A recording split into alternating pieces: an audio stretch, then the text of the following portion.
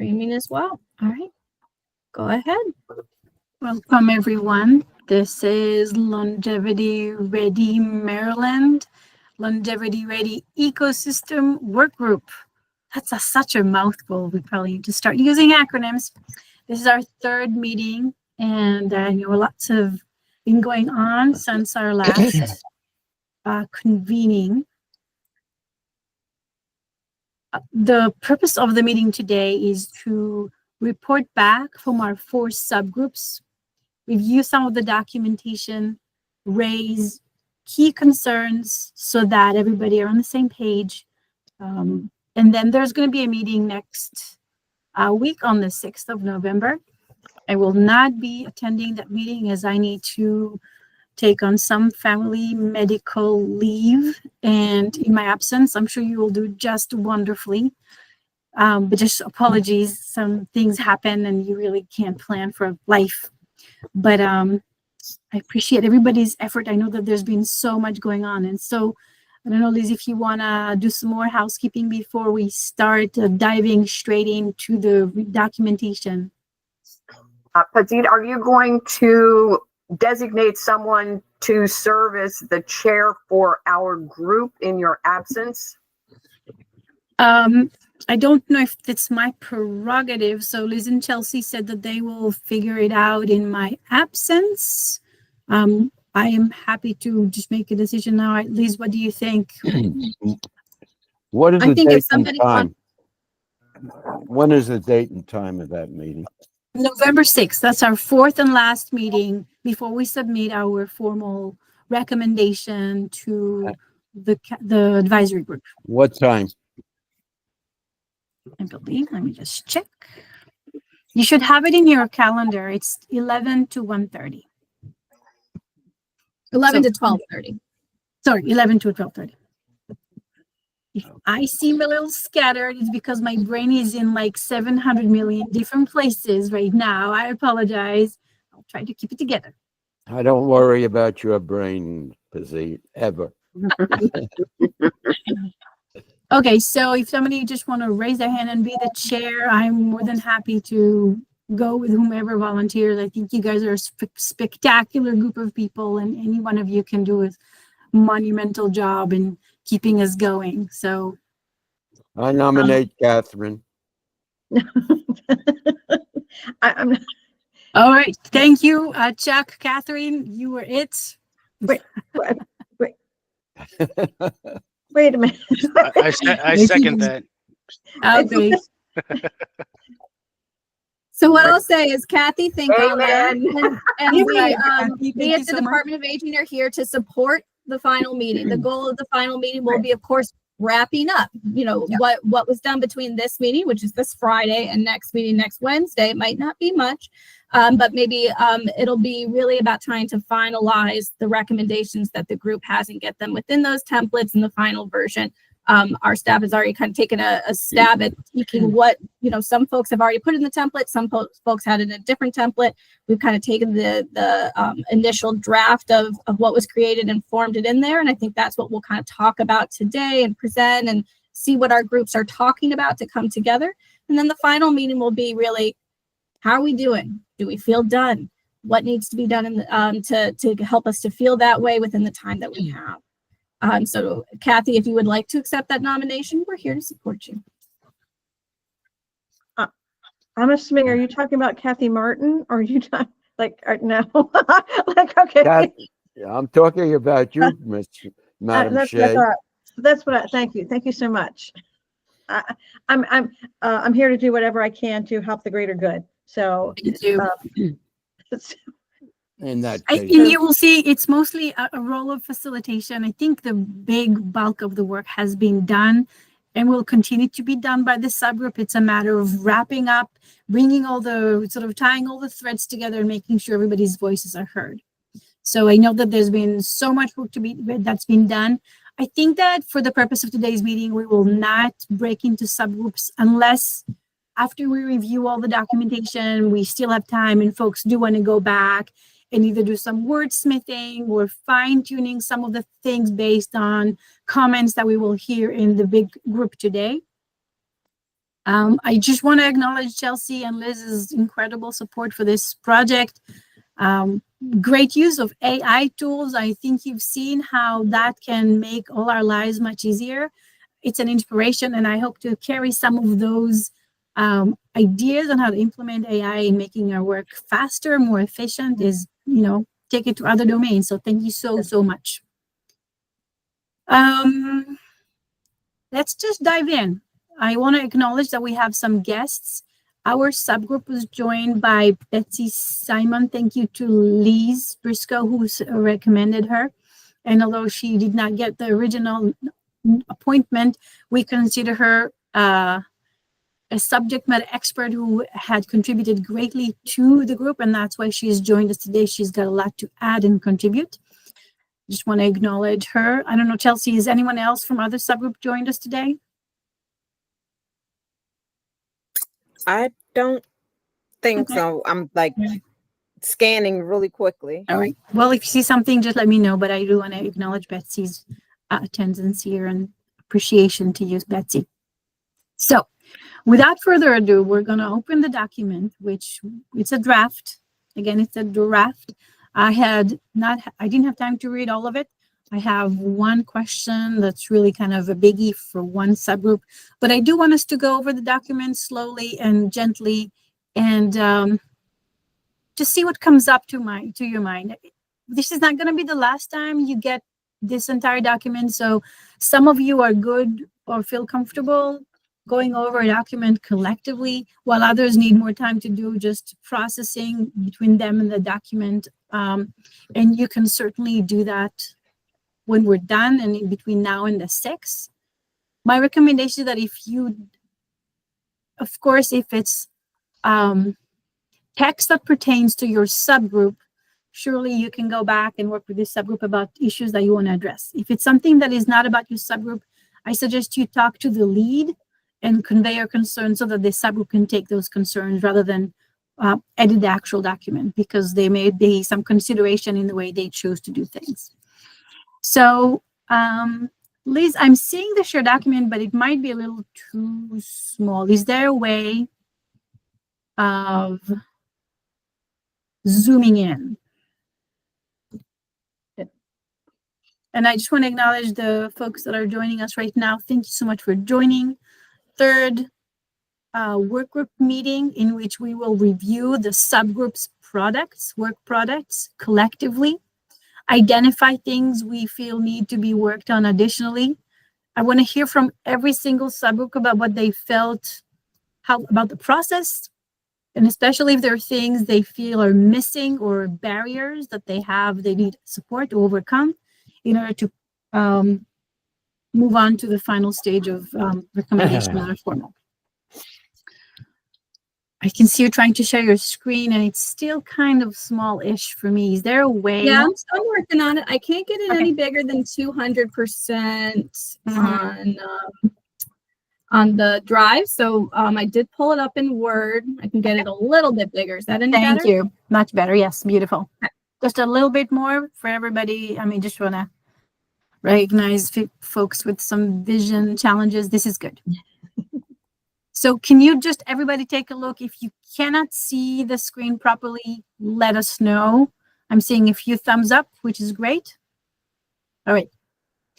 So what I think we can do is when there's 4 recommendations. So 4 subgroup, 4 recommendations, objectives, I'm sorry.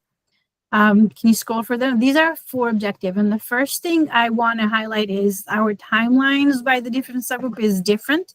So I want to open this up and say, okay, what do we think is reasonable? What should be the actual date? I think that our subgroup actually changed it. It's not 2026. So I want to offer that edit that we decided that we will just comply with the 10-year timeline. So it should be 2034. And there may be some text were edited, but not consolidated. So the number 3 doesn't have the same type of timeline objective-oriented language. So perhaps we can spend some time just modifying it and making sure that the subgroup feels comfortable with it. Or if you want to take it separately and continue to think about, that's fine as well. I have a question. Yes, Chuck. Why, item 4, which is the age-friendly by 2034, why so long? I don't understand. I spoke to Jen Holtz, and she said it can be the process, because we have made so much progress as a state and have so many good programs going, we are up for almost, within a reasonable year or so, to be accepted as an age-friendly state. So Yeah. I think that we could push that timeline up to 2 years, 26, what is it, 25, 26. I think, well, I have two responses to that, but of course, I'm gonna open it to everybody, especially to Liz and Chelsea. This plan, this strategic plan, is intended as a 10-year plan. So one of the reasons we have that there, we can push it closer. But the idea is that this is going to be an end date by which everything will have been accomplished. I have not looked carefully at your recommendation. I think that there's a difference between making Maryland state age-friendly, which is one form of certification, and creating age-friendly processes at the various localities. So whether it is counties, state, municipalities, and other areas that can take this on.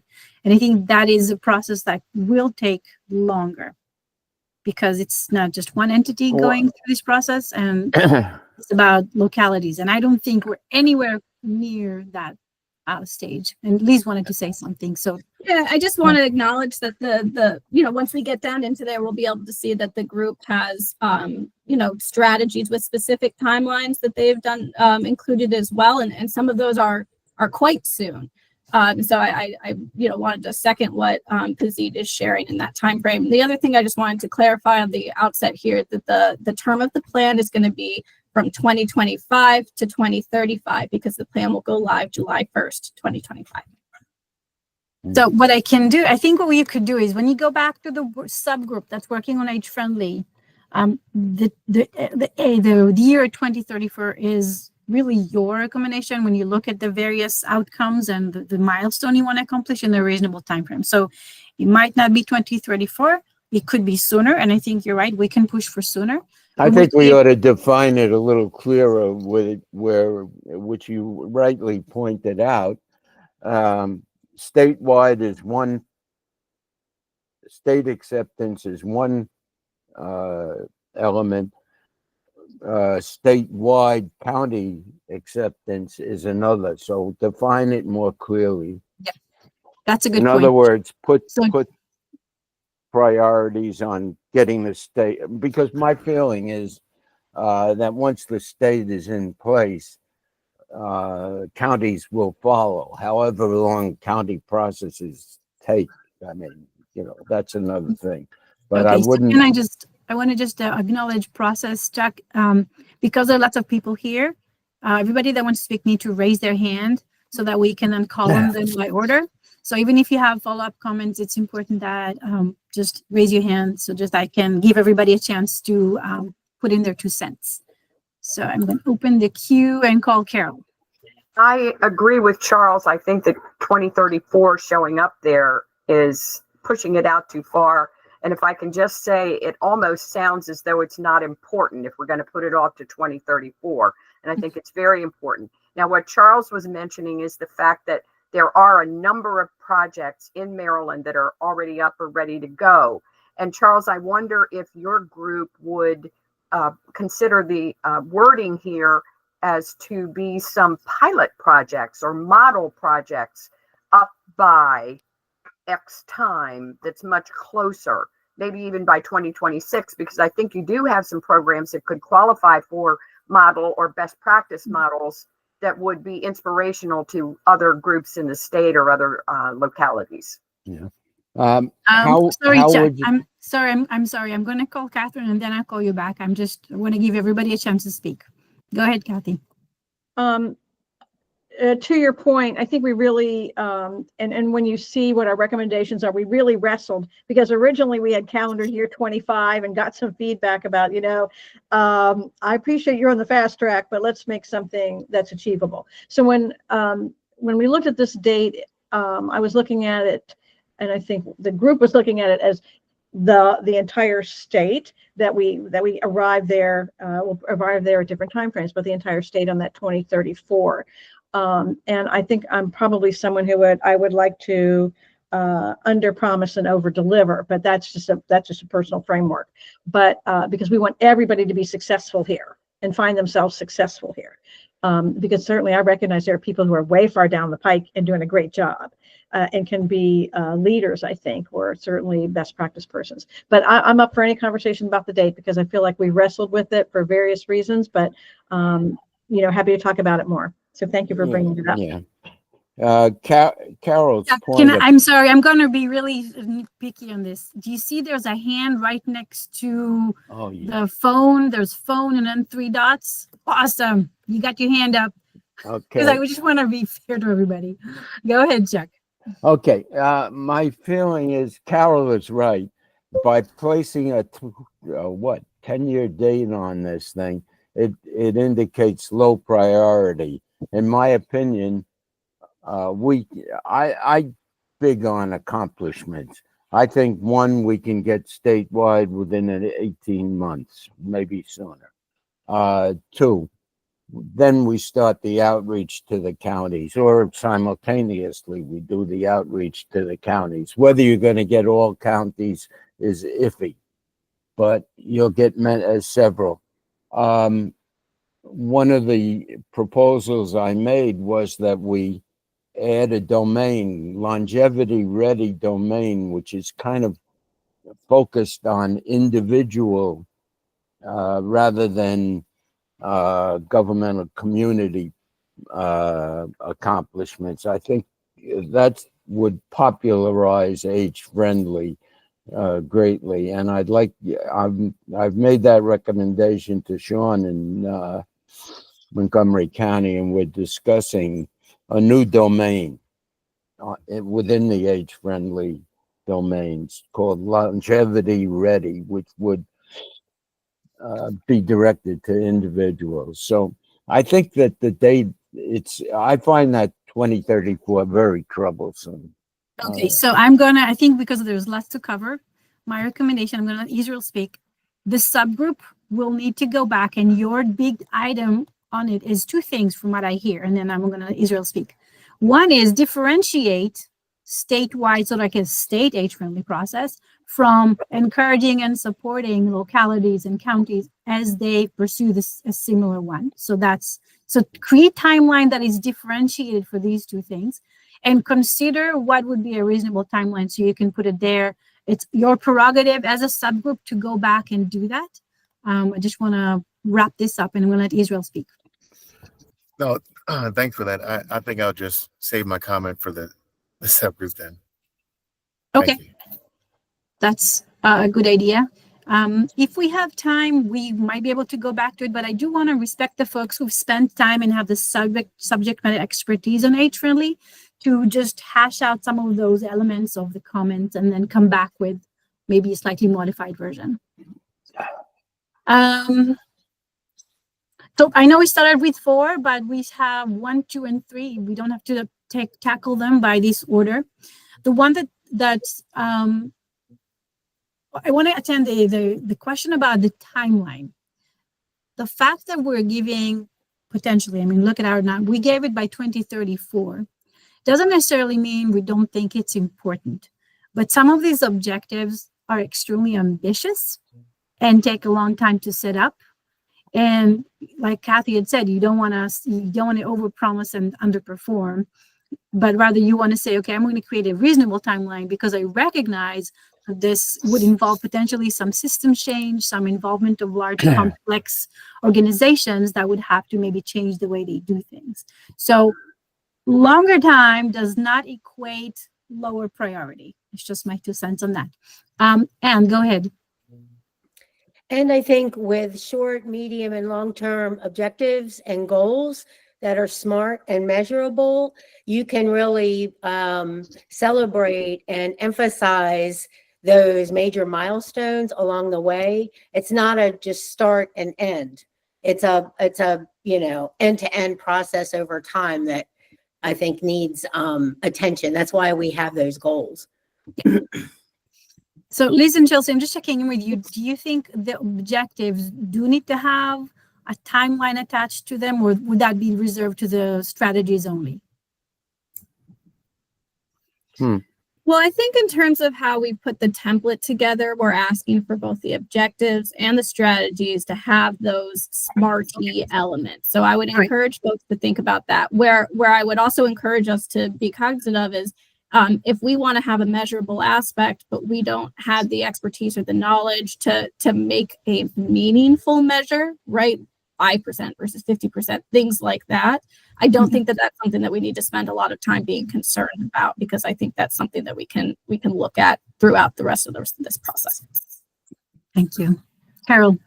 I kind of like the idea of leaving the date off of these elements because by the 10 years, we do hope that Maryland will have a robust network, that we will strengthen the capacity of local governments, facilitate, and interesting, number 3 doesn't have a date. Yeah. And number 4 has a date. So what if, since we know these are objectives, we know this is a living plan, we know it's going to be a longer period, leave the dates off here, because we went to a lot of trouble to put timelines in our strategies. So I think it makes sense because I sort of agree with Charles. Oh, I do agree with Charles that I think that long term somehow or another seems like it's not a high priority. Now, just my opinion, but if we left the dates off here, but then put them in the strategies, then that would convey the timeline better than having the dates here. Thank you, Carol. Norm? I think number 3, it's not talking about timelines. It just says it's meaningless. It's just talking about facilitating in what time frame and what it means nothing. I mean, that you assume that you would be doing this all along the way. So it doesn't seem to me that it's a real action item. Yeah, I was going to tackle that. I think that it is definitely an important comment that came up to me. I think that the third subgroup might want to go back and reword it in a way that's more action oriented and outcome oriented. I'm going to let Shaq talk. Yeah, no, I like Carol's idea. I endorse that idea. Drop the dates. And then keep it in the strategies. Keep it within the individual strategies. Yes, it's a very good idea. I saw, yeah. And I am puzzled by number 3, frankly. That's fine. We're here to support one another and make this document the best it can be. I see Liz, your hand is up. Liz Woodward. No? You're muted, Liz. Liz, you're muted. On number Thank you. So I just wanted to mention we should be cognizant that the groups have created their documents in a variety of ways, and we've taken a first effort at putting them into this template.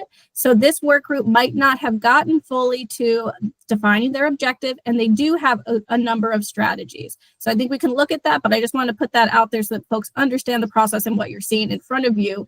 This is our attempt to take what is some really amazing detail that these groups put together and start to move it towards the direction of aligning with the template. That's an awesome comment. So I think that would give us a chance to maybe let's scroll down and look at some of the strategies in a minute. But I see Lisa's hand. Yeah, thanks, Bazit. I put in the chat that I feel like if we created a logic model to go along with this template or whatever you guys are calling it, document of recommendations, it would provide a visual. We wouldn't have to put a dates on things. It would describe the short term, the midterm, and long range objectives and goals. And it really is a helpful tool to use in this whole continuum that we're trying to create. And I think that as we scroll down, I think we will see that some of it does look like that, the short term, long term, and the strategies. So Correct. We can start building on that and maybe get staff to help us build some logic models around our different objectives. Norm. I think where you use the term adopted in item number 4, I think we should use the word implemented, because adopted means they can still, you can adopt it but not implement it. We want an action plan. And I think the important thing is that it will be implemented statewide, not just merely adopted. I'm going along with that. Awesome. Great comments, everyone. This is exactly, I think that this kind of demonstrates the depth of work we've all done in our subgroups. And so this is just substantive information we can then use to strengthen these objectives. So whether or not to keep the dates, good question. Most people seem to be inclined not to include that. I'm going to go with the majority here. If people feel like they want to do things so that the strategy will have the dates and not the objectives, that's fine. Maybe other work groups we will need to follow some of their sort of patterns. So it will be interesting to see what other products are delivered at the the advisory group, state advisory group. Maybe we can report back on that too. Let's scroll down and look at some of the strategies. And I'm really curious to hear what people think about our strategies. I know that we've had a lot of fun actually coming up with these strategies, created a lot of work for the state. And it'll be really exciting to see those recommendations being implemented. So this is our objective. I'm kind of reporting on it because I'm going to roll here, but we'll stop hearing from me in a while. So the first thing we figured is we want to create a robust network of hyperlocal organizations. We first need to know where they are and what they're doing right now. So there's a tool called asset mapping.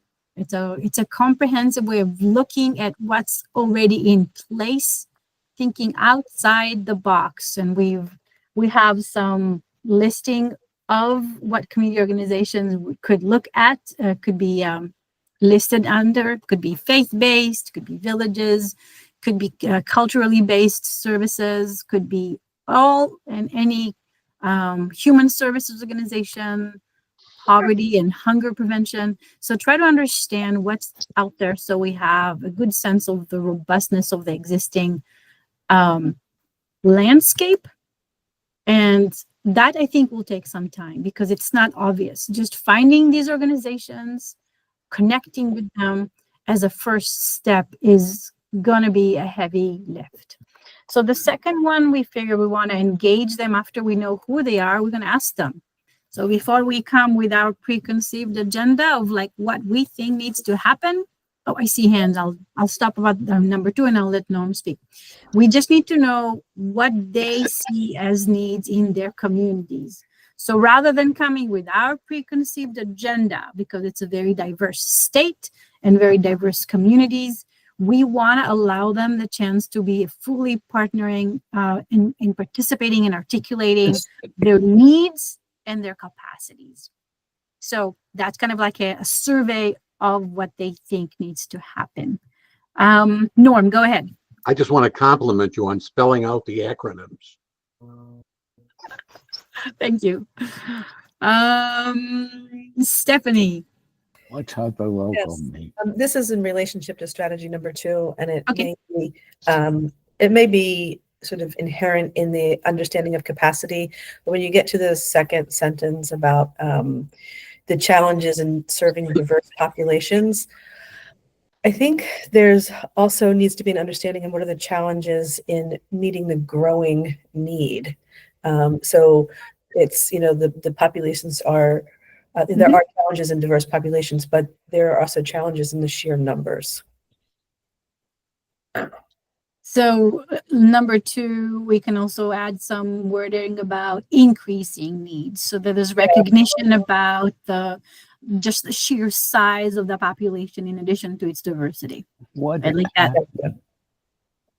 Does anybody else have their hand? If not, please mute yourself. Norm, your hand is up again. Evolving changes or emerging changes. Yeah, I like those 2 words. Constant. I really like those words. Betsy, do you want to unmute yourself and give your comment? Yes, I would. It Go ahead. challenge, not changes, excuse me. Can you hear me? Yes, we can. Go ahead. Okay. I really support the villages and the natural reoccurring communities, but many populations, many cities, counties cannot, the city and many counties do not have the resources or the will to do the village model. And that's why in the original statement, I included healthy aging initiatives, because we have developed things that function based on the urban population or based on some rural populations, I'm sure, that just do not have the wherewithal to do villages. So when you go straight from a village to the retirement communities, we have a large gap of people that appears not to be serving or appears not to need the resources that this longevity plan will offer. So I submit and ask you to consider healthy aging initiatives as well, so we will all benefit. Yeah. Yeah, I agree. I think that we should definitely change the language on number 1 to consider. I think we had a different text somewhere. I want to say it was listed differently. So maybe we in our subgroup, we will go back to the drawing board and tweak the language to be more inclusive and representative of the variety of groups that we want to connect and support. Yeah, in your group, it was healthy aging. Yeah, I don't know what happened. Initiatives. Yeah. I think that some of the stuff we're saying is more a result of just too many versions and the text not drawing from the right place. So it's good that we're looking at it and we will edit it to be more reflective of our conversation. Yeah. All right. Chuck.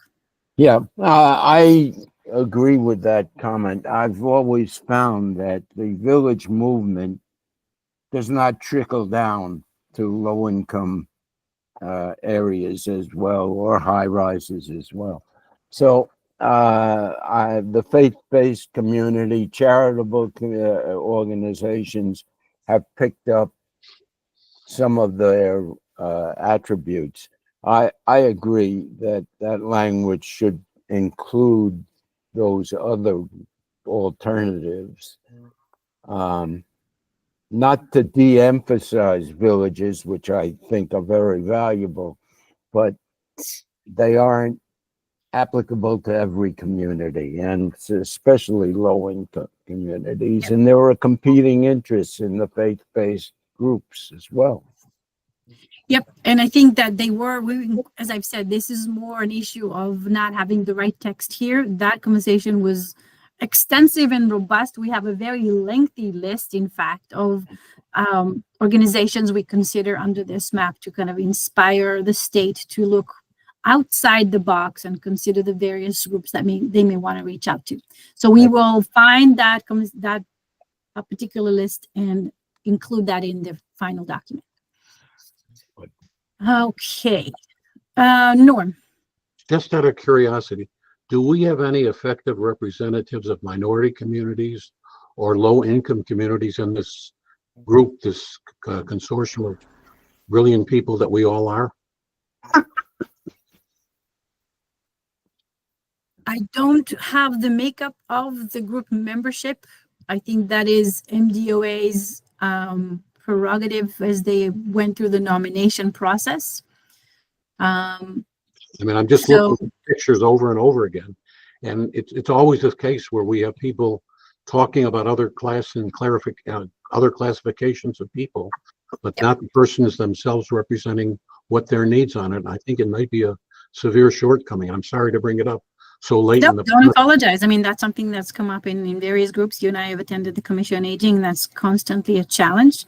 The nomination process, people need to self-nominate themselves to be a part of this group. And I think that, I don't know the extent of outreach that was done. To compensate for that, especially our groups, we have reached out to a variety of folks to provide us subject matter expertise and knowledge about working with diverse community. And I really want to acknowledge again Betsy Simon, who Liz Briscoe had brought on, was able to give her a lot of her perspective on her work with local communities in the city of Baltimore. And so we've brought some folks who work with the, our group specifically had reached out to the health minorities and health initiatives that have extensive experience working with diverse communities through the public health prism. And I don't want to overspeak that, but just to correct an assumption, villages, Chuck, have started with affluent communities, but many of them has expanded their reach to lower communities. And I'm currently working with at least 3 developing villages in highly diverse and low income communities. So there's lots more work to be done, but I wouldn't just say, oh, villages are just, one thing. Betsy, go ahead. Well, I agree with most heartedly. And the reason I am here based on Liz's suggestion is because I see that constantly. There is not representation. And while I can't represent all people in Baltimore City or the state, I work across the state, minorities and people of color and underserved populations must be represented.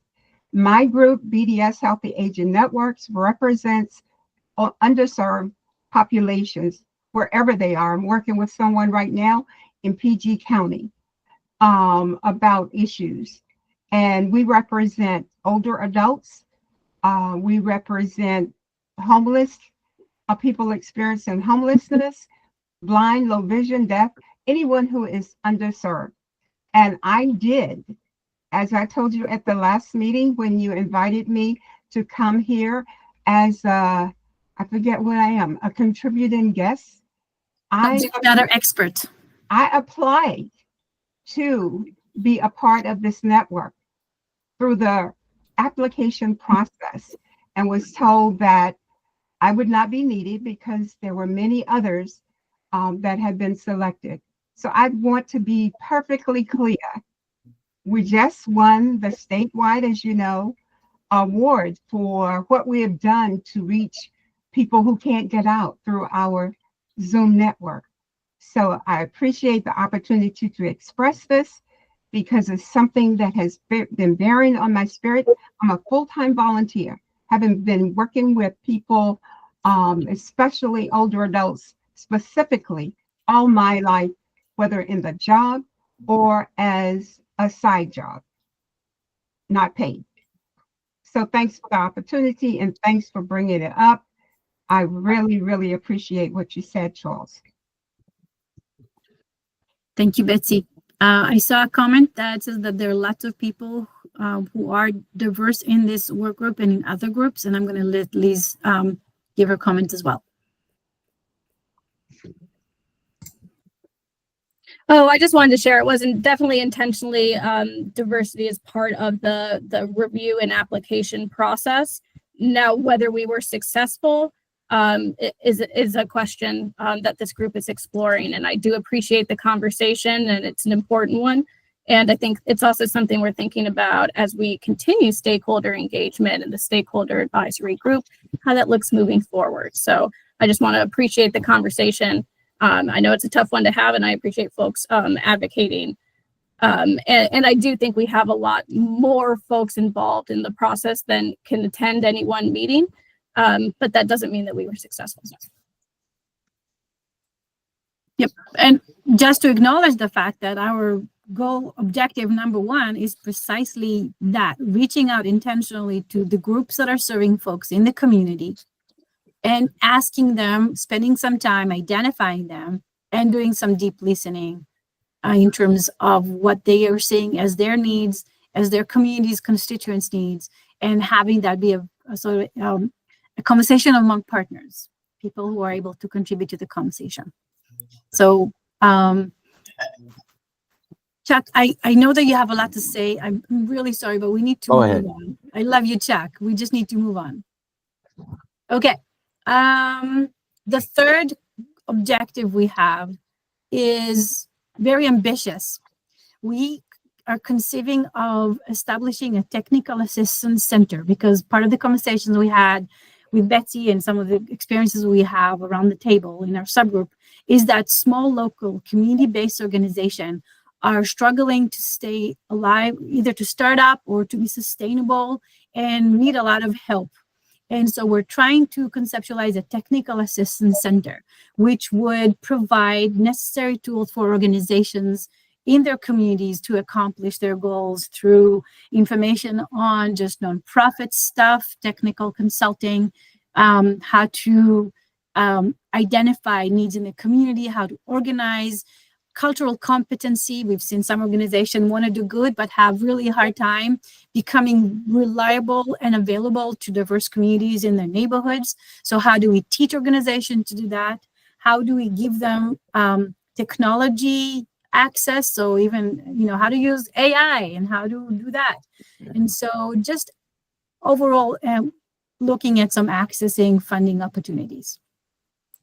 So that is something that is super ambitious, and we think it needs to be housed in a place that can consolidate information from across the different state departments. So this is not just stashed somewhere small and they don't have a power. We want to give them the power to be the best they can be to build those capacities. Chuck? Yeah, one of the Wait, things George. quickly. One Yes. of the things that was a problem for me with the village movement is that they were not getting hands-on assistance from the county, not just advice, but communication, implementation of communication, help with preparation of publication, etc. I think you can make that recommendation more robust and more hands-on. That's it. Okay, so we can add maybe some communication capacities for the Technical Assistance Center. If you Well, want to add that, Liz, that's think- another really big one. But yeah, let's move on. Consider adding communications. Awesome. I just want to give everybody a time to report on their objectives, strategies as well. 5, no, make sure funding opportunities are transparent and timely. Sometimes people are like, you'll give us this really big funding opportunities, it's unwieldy, it's too clunky, we don't know how to fill this out. So how do we help people access existing funding opportunities and also manage their reporting and the database management? So there's lots of what we call the infrastructure of funding nonprofit through state mechanisms that we want to help access. So the Technical Assistance Center will make those funding stream accessible, equitable, and super accessible. Yes. So that's that one. Number 5 is we want to encourage the center to teach people how to use technology. We think it's an incredible, we're undergoing incredible transformation in the world of technology, and we want to leverage and harness those capabilities to support our community-based organization as they do their work. And we also want to raise awareness of this network. So other people, so it's not going to be like the best kept secret of the world, but we would be it's a part of being inclusive and accessible by making this network that's going to be joint and receiving information also be known publicly, and people will be able to join it and learn from it.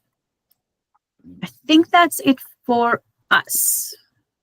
Anybody else has any comment? I don't understand 5. I'm sorry. Explain it to me. So I'll give you an example. We are working on this report, right? We have lots of ideas and we just throw it on the wall, and it takes a lot of time to organize this thought in a coherent process, or maybe draw on different resources. When we use AI, that had saved at least our subgroup, and I know Chelsea had done that for the rest of you. It saved us hours of writing everything down. We give it the first an idea, and then it just adds up and builds on that idea. So how do you understand these technologies and teach other folks to use them to maximize their work, to be more effective? Or in addition to that, what databases are available that are easy to use so that organizations, so database is very attractive. It's not something that people like talking about. But without a proper database system to enter information, you can't tell what you've done and you can't report to anybody else about what's happening. And so something as mundane as a database is something that we can help organizations by providing them the tools or giving them an overview of options, or even maybe providing something for free can help them with their sustainability and growth. Go ahead, Anne. And most of these groups are very, very small and resource constrained. So this gives them some really good additional horsepower. And then when you look at recipients of this information, when they're looking for help and resources, AI is intuitive and lets people get answers for themselves, not just generic, things that send them down a rabbit hole potentially.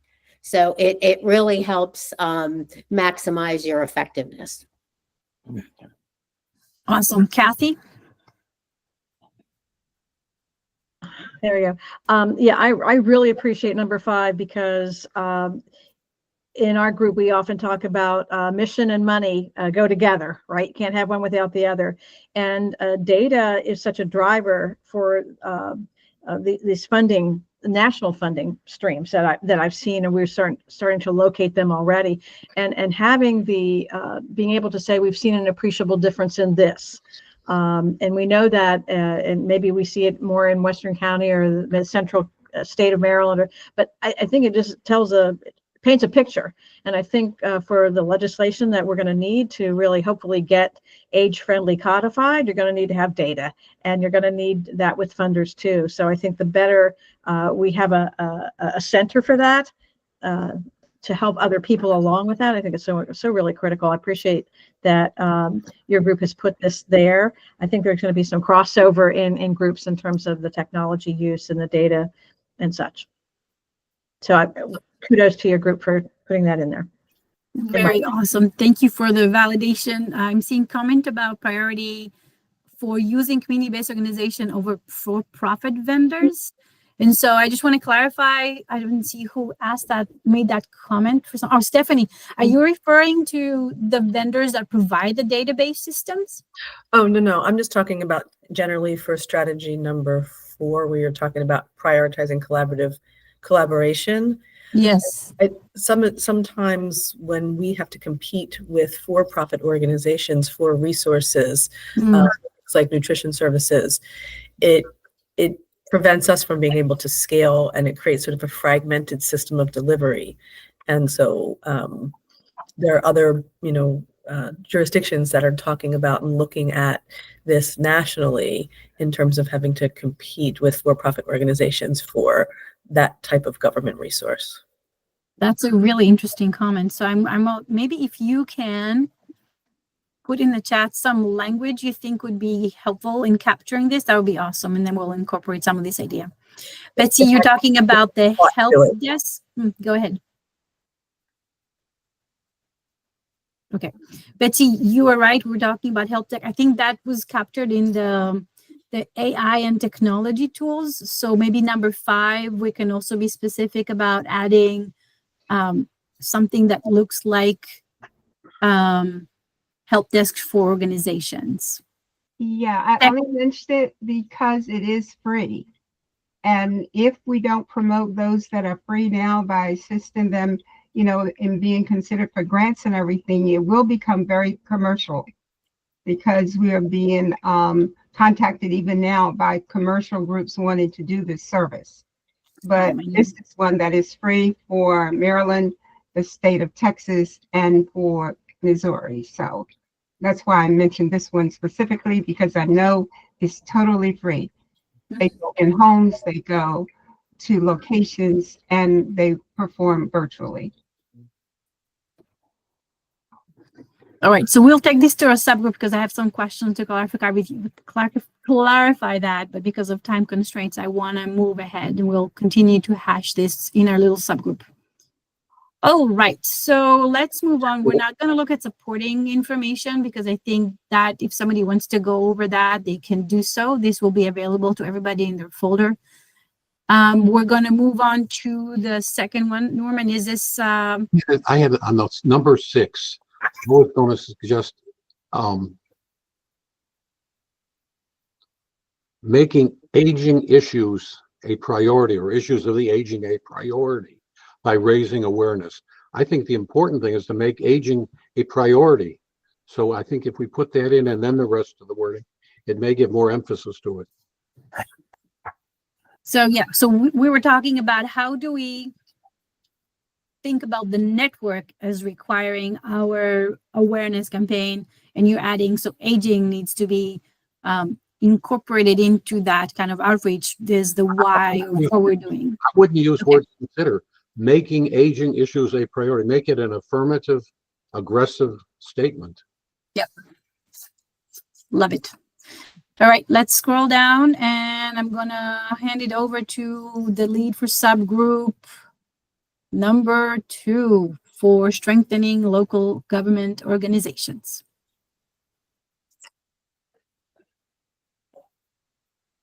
Where's your lead, guys? Maybe your lead is not here. Anyone who wants to talk about their work here? Just raise your hand. I think is John on? Yeah, John was supposed to be our spokesperson, and I saw him earlier. Yeah, I'm here. Sorry. It froze on my end, and I thought you were going with the second one, engaging grassroots organizations. I didn't know that you called supporting local governments. But yes, I can do that. Thank you, John. Sure. Okay, so I want to also thank Chelsea Wheeler as well for all of her help in kind of coordinating this and getting us all together. I think it's about 1 o'clock, and this meeting's until 1:30. So if you don't mind, I'd ask people to hold their questions until I get through everything, and then myself and the group will help. We'll try to answer any questions that you have. So our strategy revolves around 3 things. One is raising awareness about the services that are available. The second is increasing accessibility to those services, and then the third, to quote my good friend Norman, is, does it improve things for the person on the street by putting these strategies into place? So our overall objective is to strengthen the capacity of local governments and organizations by expanding and developing a coordinated system across government agencies that is, and was important to the group, informed by the feedback and experience of potential service participants. So it's not just the people on the end of the organizations whose job it is to put this information out and help people get access to these services, but also that this process is informed by people who are going to be receiving those services. The strategies, I think, can be categorized into the following areas: increasing awareness, like I said, increasing access, training, putting additional investment of staffing and funding, and also we have one at the end that I think perhaps could be combined with the age-friendly group work that's being done. So I'll give a brief review of these. The first one deals with increasing awareness. We want to increase the utilization of services through marketing and promotion by promoting organizations like the ADRC, the Aging and Disability Resource Center, Elder Care Locator, and in order to connect older Marylanders and caregivers to needed services. The second one deals with increasing access to services. We have, some people might not be aware of it, but there's a program called MD Think that is currently housed over at the Department of Human Services. It's going to be moving over to the Department of Information Technology. I think Department of Aging is already doing some work there, but the idea was to make sure that Aging and MD, the folks who are in charge of the MD Think program, are collaborating in a way that's going to make sure that the needs of older adults and the services that are available to them are on the MD Think portal and connected to all those other programs that are listed. The next two, 4 and 5, deal with training. The one was to, and I won't go over the timeframes, but you can see that most of these are short term, and then we have one long-term goal that spreads all the way across the entire spectrum from the 1 to 10 years. So 4 and 5 deal with training. 4 was to provide training to all Aging Disability Resource Center staff and other relevant service providers, specifically in how to use AI. We've mentioned a lot of AI was mentioned prominently in the first subgroup, so I think that's going to be a common theme among all the subgroups. The second one was to conduct cross-training between key service sectors and service providers. For example, local ADRCs, government, and community providers. An example of that was cross-training launched with homeless service providers beginning in 2025 to promote coordination and knowledge sharing between these sectors. The next two involve an investment of funding.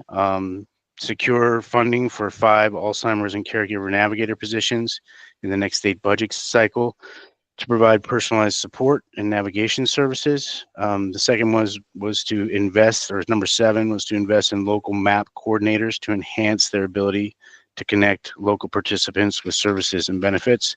So the idea there is to increase funding and resources in order to also enhance accessibility to services. Number 8 has to do with access to services. It's maintaining up-to-date descriptions of services and their application and processes, and then to advertise these to potential participants in organizations. We also stress that needs to be done for people who often get missed, and we have a strategy later related to people who are skipped over. Moving on to number 9, again, that deals with staffing and resources. The recommendation here is to bring together statewide and local stakeholders to determine best practices for recruitment and staff retention. There's a concern that there's high turnover, which leads to a absence of institutional knowledge, and that we need to try to address that by creating an atmosphere where people are more likely to stay at the agencies they're employed with. Number 10, again, it deals with increased awareness, but it's specific to people who could be skipped over. So those are the groups that maybe that need services but aren't eligible. So develop effective outreach strategies to address skipped over groups, calling upon local knowledge about who gets missed and how to include them. The number 11 is again related to staffing and funding. By 2025, establish an ongoing Longevity Ready Maryland Council composed of key stakeholders, older adults, executive agency leaders to foster collaboration and also secure sustainable funding and staffing. And finally, we have number 12, which I think there's some crossover here with the age-friendly focus, but by 2025, implement a comprehensive ageism awareness and training program for staff and community members to promote inclusive, equitable practices that improve services for people of all ages. So that is a summary of our 12 strategies that we developed to give you a kind of a overview of the categories they fall into and what we're trying to achieve. And I can open it up to any questions anybody might have.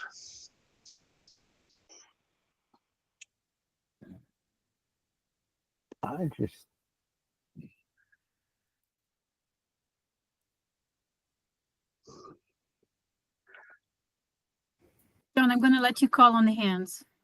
Okay, I don't know which order they came in, but Okay, let's so go ahead and start I will with, call we'll them start for with you. Liz. Kathy, Or go ahead. Go ahead, Kathy.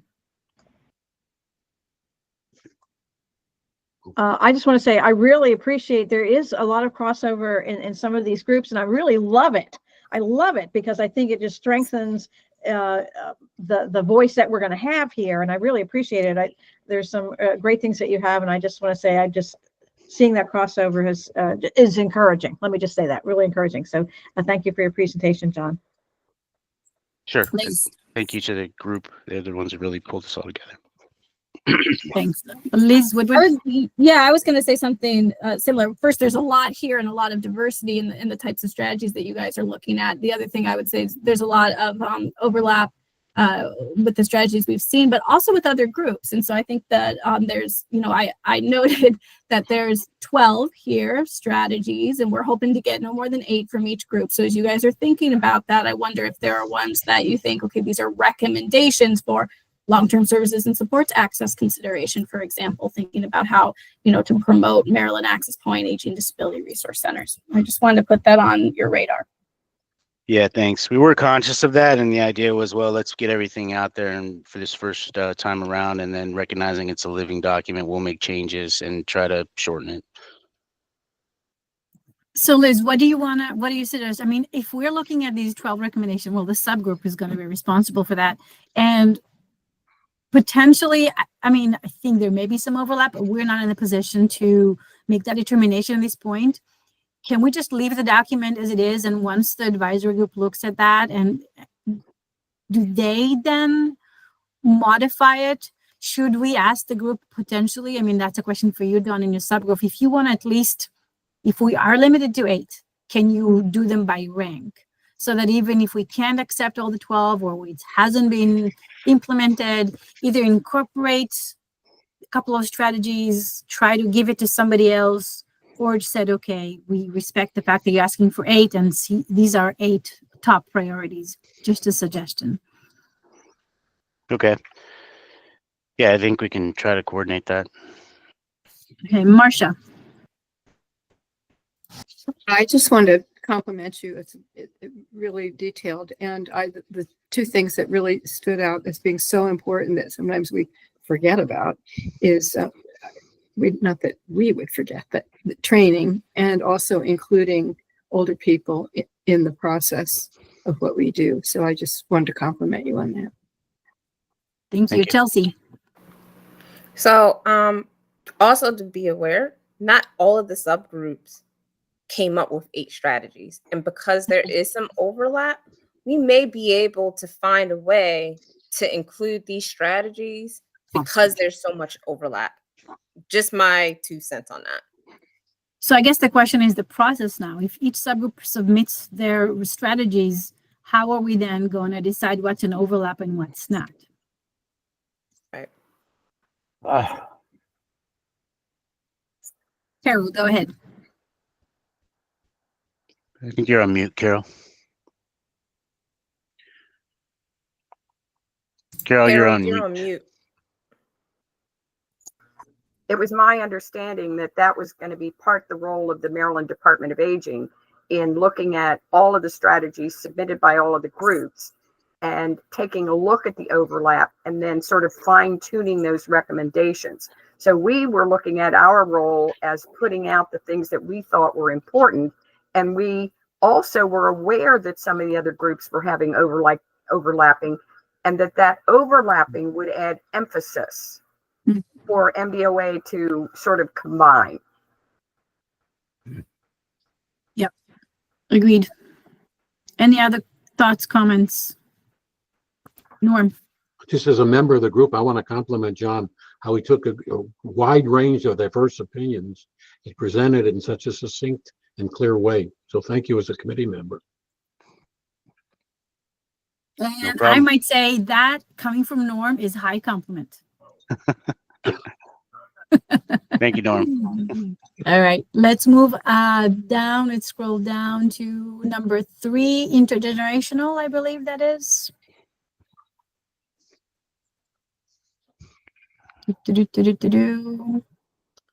Yep, who wants to take a lead on that? Okay, this is Kathy Reiner Martin. So this is the topic that some of you didn't quite understand the objective. It was the objective that was given to us, facilitating relationship building and interaction between people across their lifespan in Maryland. Actually, we have 4 strategies. So this is where Chelsea kind of is indicating that each group didn't come up with 8. So possibly there's some change or some opportunity to move things around. And actually, what we're recommending here for our strategies, there is quite a bit of crossover with what's already been written. I'm just going to state them as sort of their main title, which is number one, the strategy is a statewide public awareness campaign. I know that's been talked about quite a bit. We have more of that detailed in our supporting information. The second one is mapping all the intergenerational programs and services. So it's not just what can support one particular generation, but specifically those multi-generational opportunities and services and resources.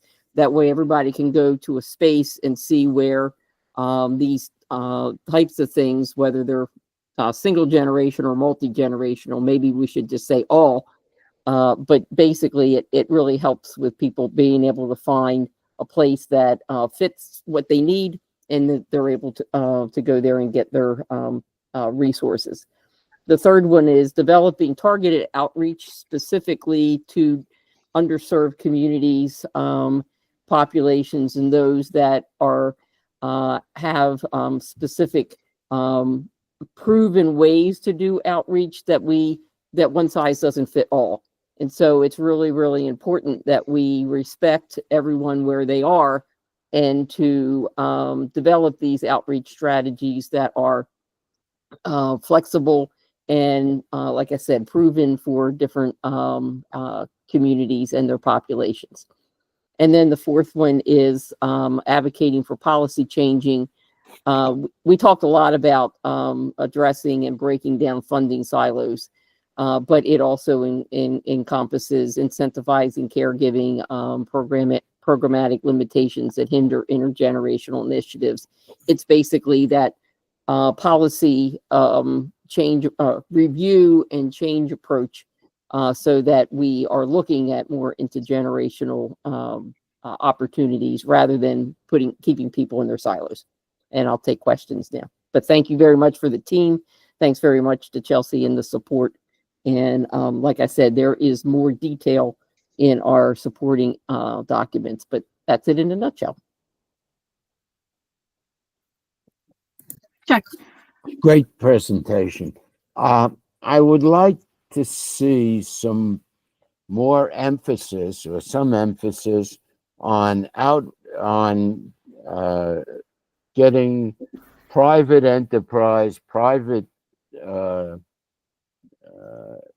involved in the process of solutions as well as defining issues.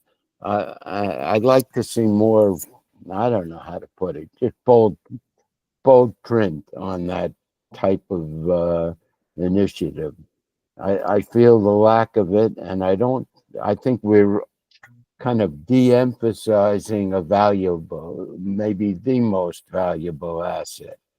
So I guess I'm confused on that, Chuck. I'm not sure that what we stated here keeps private enterprises out. It just incorporates that within the entire structure.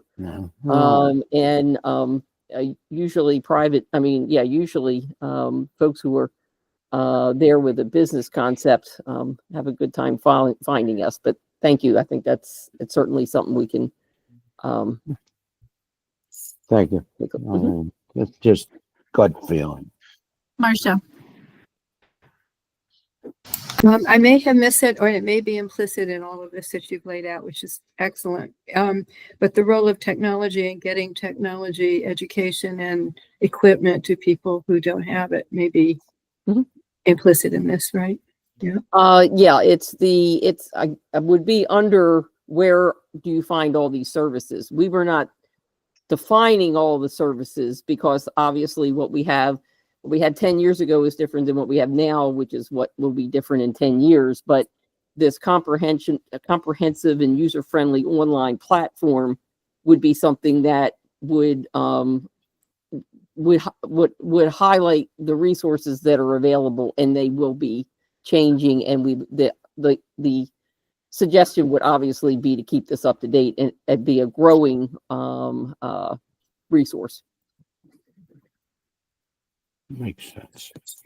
I want to go back to our conversation around the SMARTY goals and just if you guys want to go back and just assign, well, I'd like to maybe work on, let's go back. If you can scroll up to the objective and make it wordsmith that to say, okay, what is the action? So the state of Maryland will facilitate relationship building and traction.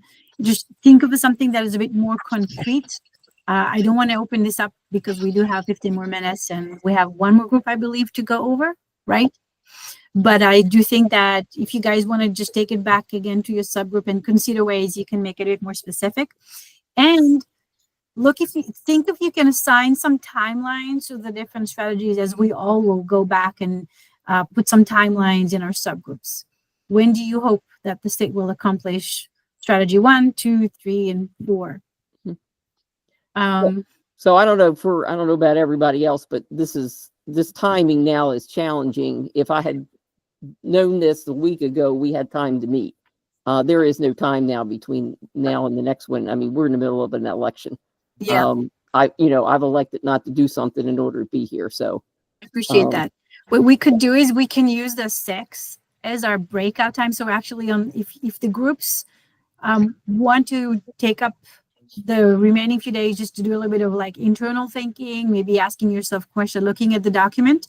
And on the 6th, we will start by saying hi, but then go into our breakout session and use all the comments that were provided to us in finalizing the document as a group.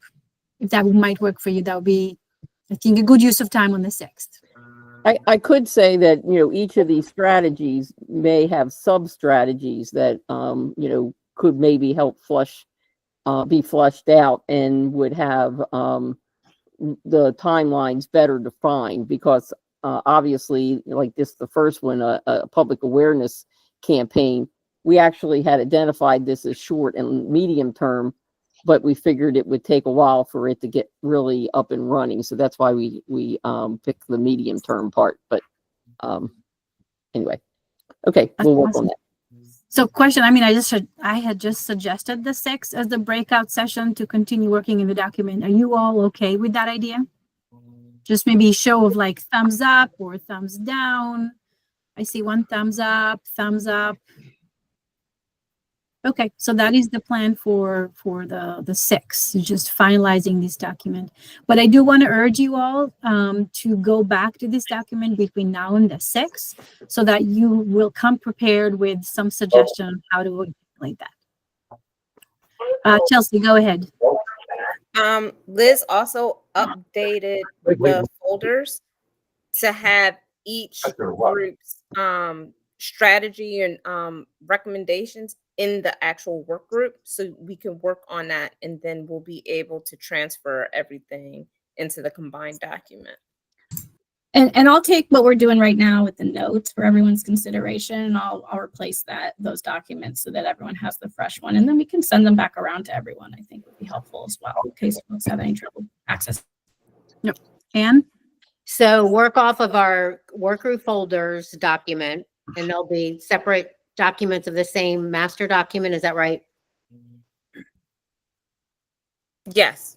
Okay. And could someone send a link to that? Because sometimes these things are hard to find. Okay, thanks.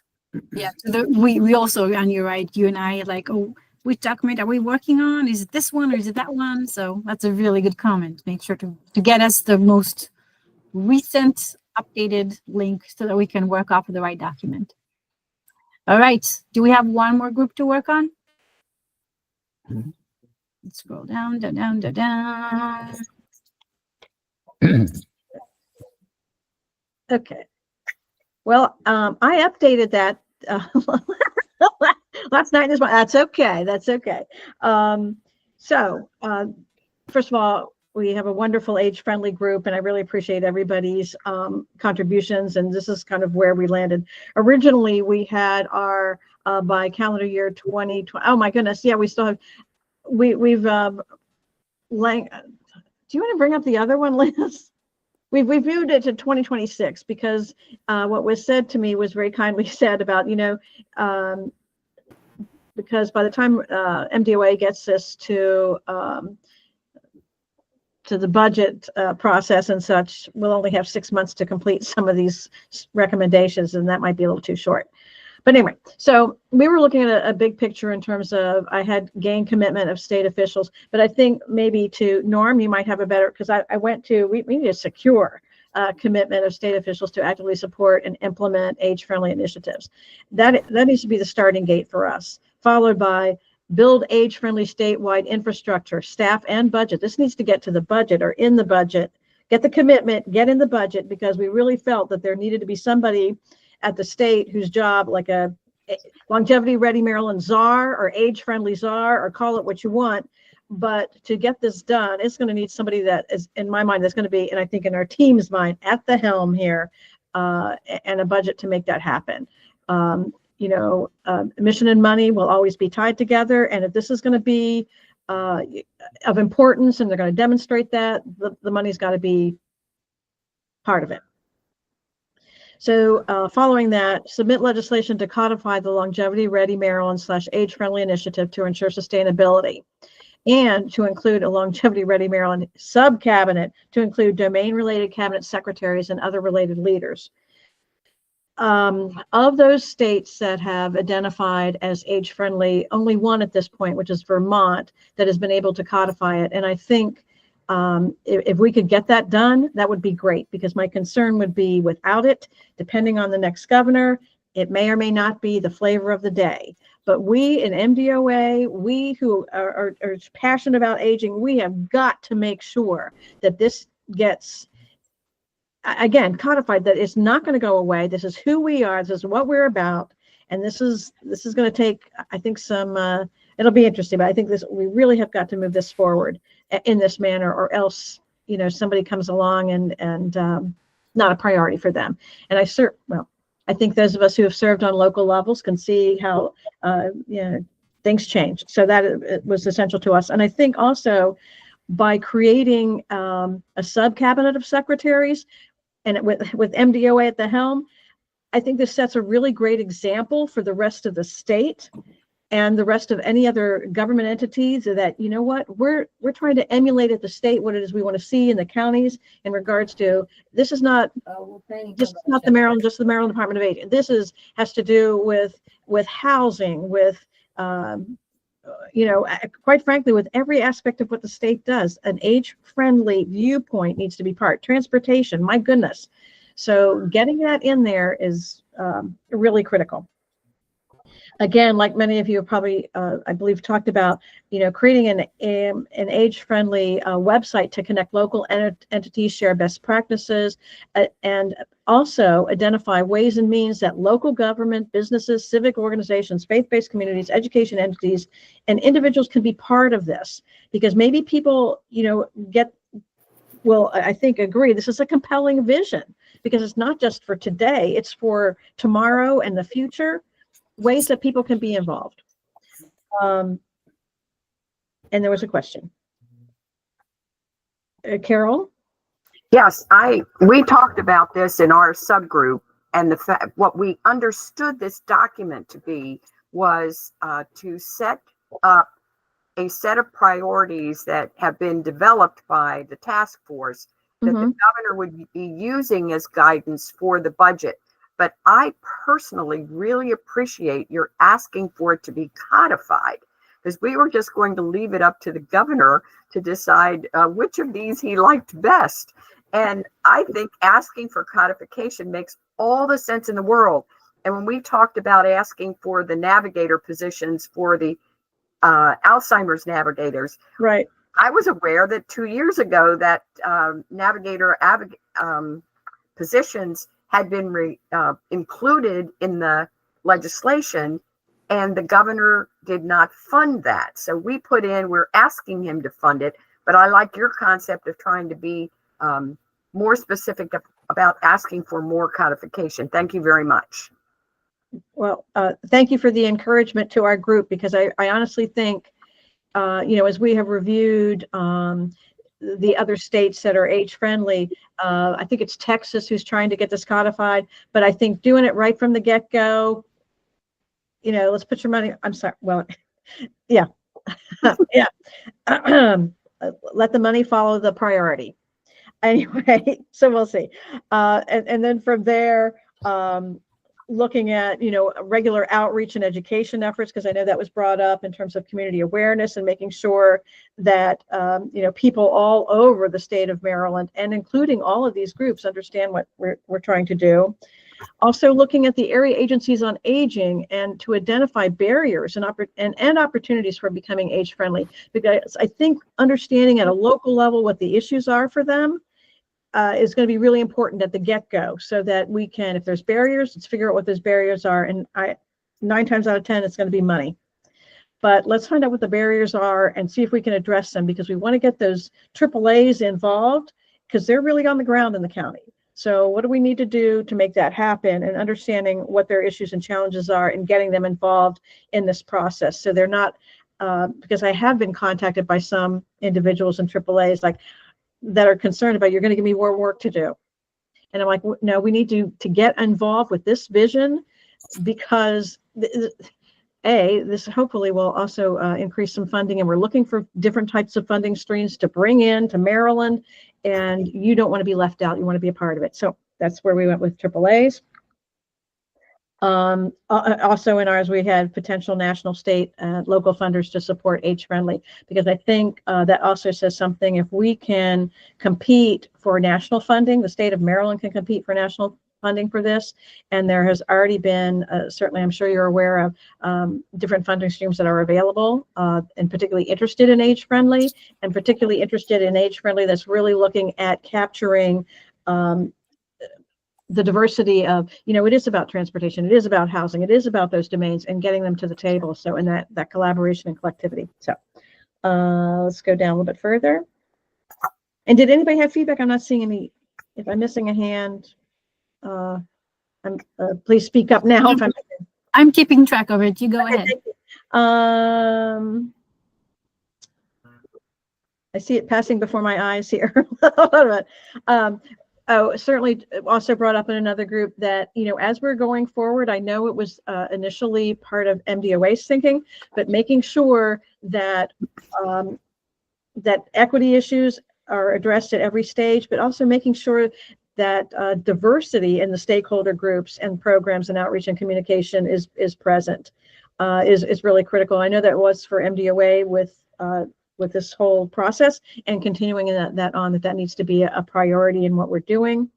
And also similar to, I think, Pazit, your group that you were working with, let's do an asset map of what do we have already in the state of Maryland that's going well, and the models and practices and resources that can be an encouragement for why it is municipalities and agencies want to participate.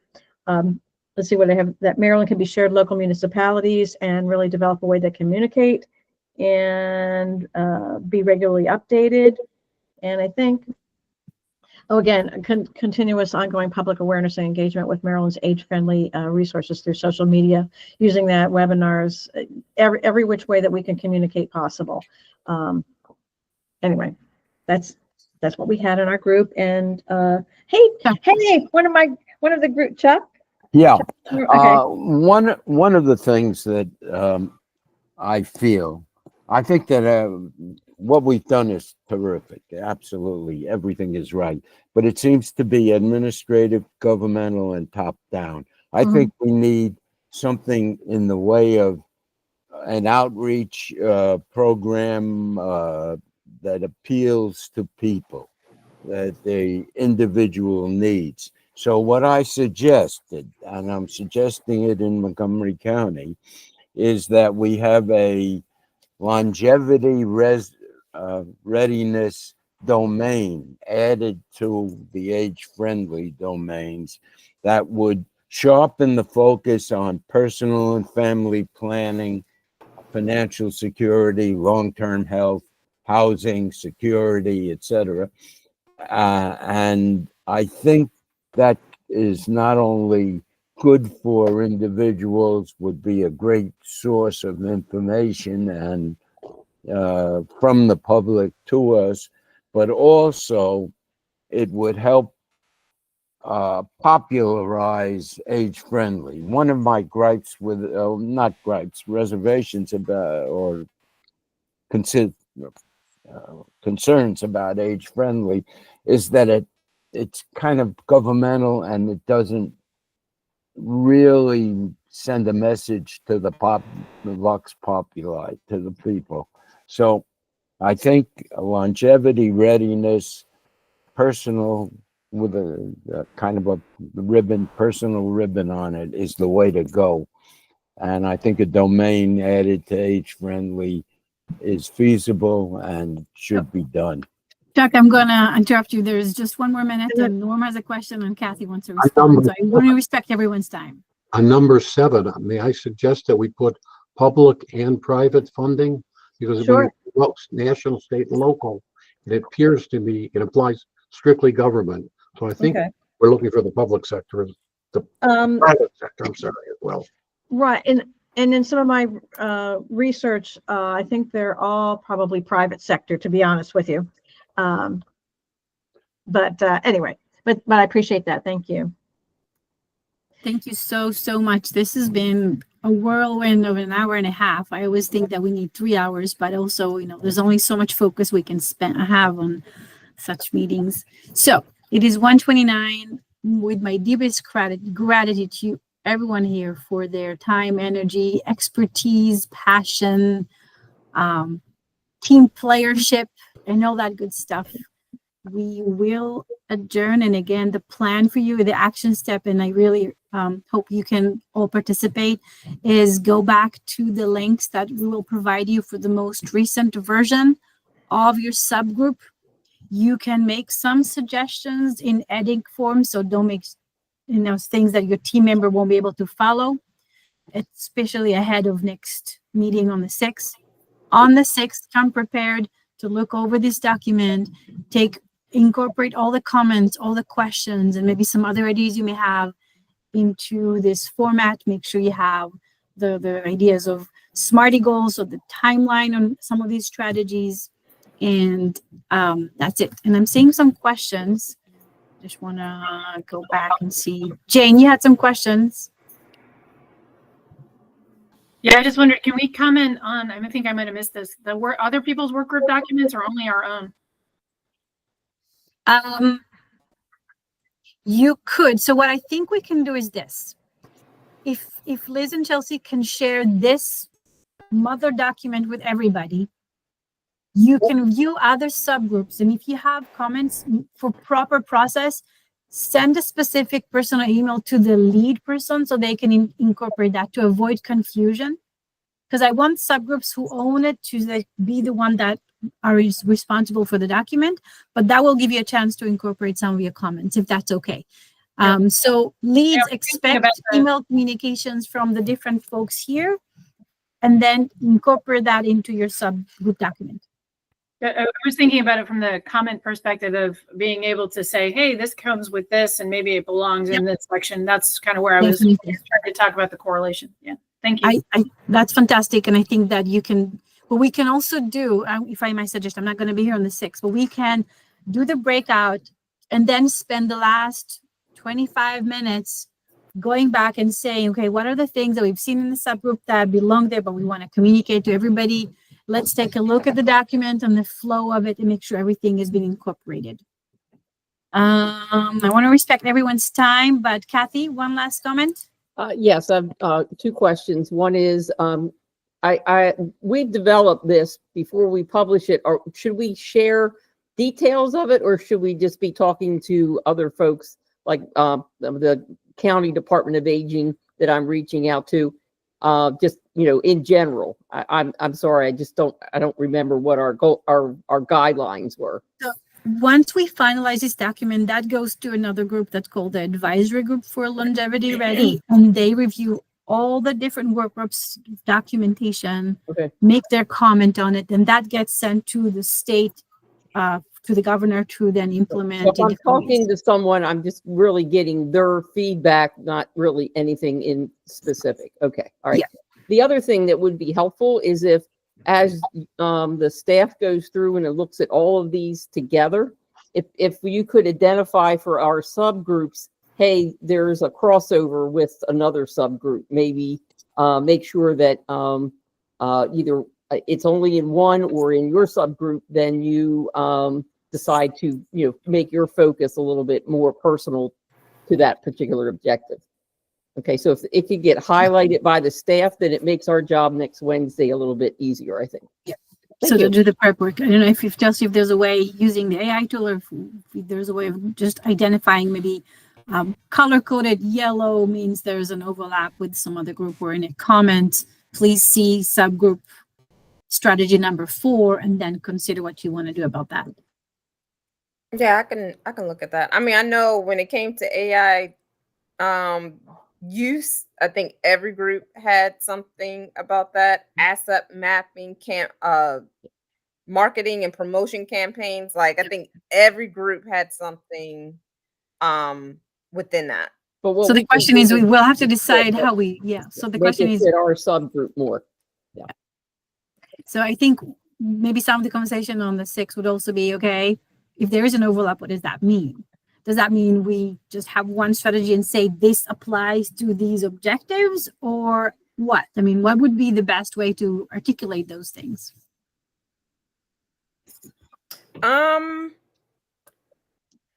You know what I'll do, I can color code it and put like a little key in there on the combined document, which is in the main work group folder. Okay. Would that work? Yeah, and then what we can do is it could be one strategy clearly articulated, and then we can say this falls under goal objectives 1, 3, and 4. So this is actually related to more than one goal. Yeah, I mean, Okay. the overall is like, yes, it fits under this like main category, but each subgroup had something a little bit different of how with their approach with it. So I think there's a way we can kind of unify it, but at the same time, I don't want to take away, because when you start to take away, you may lose, the overall vision. And I don't want to do that necessarily. So, Okay, so the subgroups, Chelsea will help you by highlighting and maybe noting which other subgroup is overlap to this. Look at their language and say, okay, does this language captures what I'm trying to say nicely? And if not, what are the things that we need to tweak to it so that then maybe we're able to not miss those 2 elements? And keep it under your strategy. So only at the end, maybe keep it this way. Don't delete your stuff. Yeah. Because it's written somewhere else. All right, 1:36. We started kind of late, so I think it's okay to finish kind of late. And thank you, everybody, for your time and energy. Thank you so much. Thank you. And Take Pazit, care. Pazit, can you stay on for just a second? Because I have a question for you. Sure. Like If that's okay to stay on this link, I think we need to probably adjourn the I know we the might be able- recording. Please. I don't know if we can finish the recording because Liz is the one that has it. So why don't you just call me? I'm going to put that number in the chat so you can call me. Perfect. I'll do it. Thanks. Have a great day. Beautiful day today. Thank you, everybody. Thank you. thank you.